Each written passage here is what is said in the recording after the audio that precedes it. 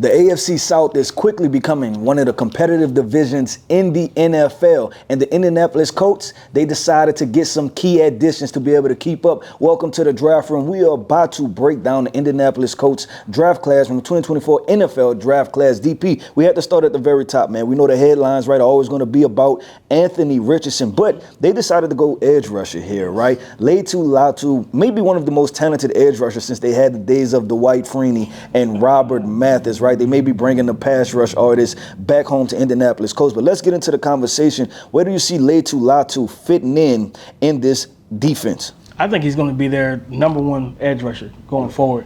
A guy that is an impact pass rusher, Keith. Hand usage, body angling, understanding how to attack different leverages.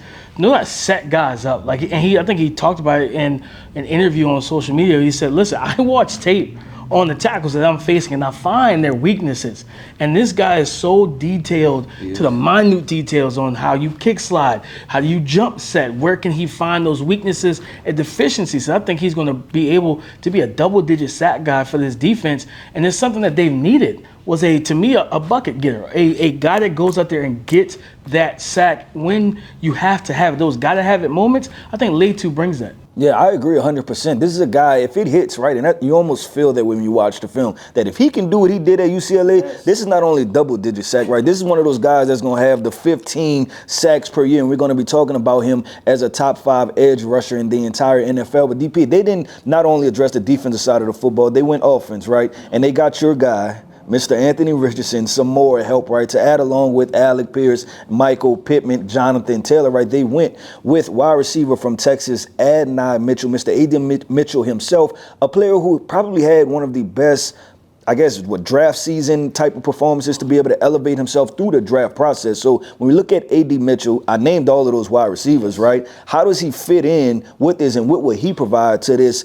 Indianapolis Colts offense? Man, I think that this is a signal that, hey, Alec Pierce, it's time to step up. Right. It's time to step up. It's time to put your best foot forward, because you paid Michael Pittman Jr., you just drafted Josh Downs to be that slot machine. Like we're in Vegas, you just pull it and hope for the best. Like Josh Downs is going to give you every bit of that, the route running and all that stuff. I think what it was that Alec Pierce is being inconsistent. Good player, talented player, but I think he's just been really inconsistent. Now, some of it could have been tied to the quarterbacks they've had outside of Anthony Richardson. I think Adonai brings in the route running. We saw the raw athleticism at the combine. So I think with his route running, his tempo, his pacing, the ball skills, the body control, he can go up and get it.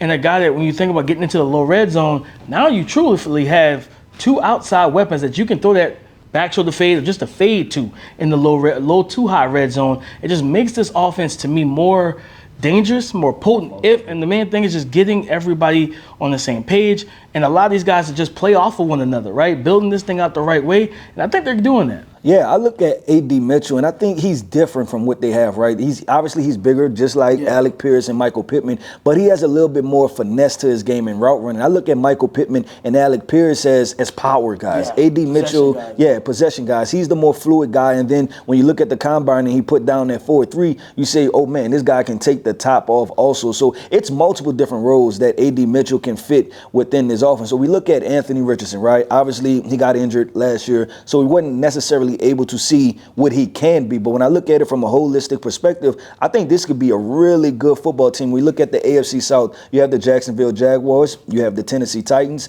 you have the Houston Texans, and the Indianapolis Colts, I believe, with a healthy Anthony Richardson, can be right on the brink of that with that first round and that second round pick. I want to ask you this, DP. We look at the score, right? What are we going to give the Indianapolis Colts after the 2024 NFL Draft? I think the score, the grade for them is a B-. I like what they've done. They added Anthony Gould, one of my guys out of Oregon State, more speed, right? You know what I mean? He's probably going to fill that kind of special teams, kick returner type of role. I think that 3rd round pick, Matt Goncalves out of Pitt, the tackle, I think that's a guy you probably could have gotten a little bit later.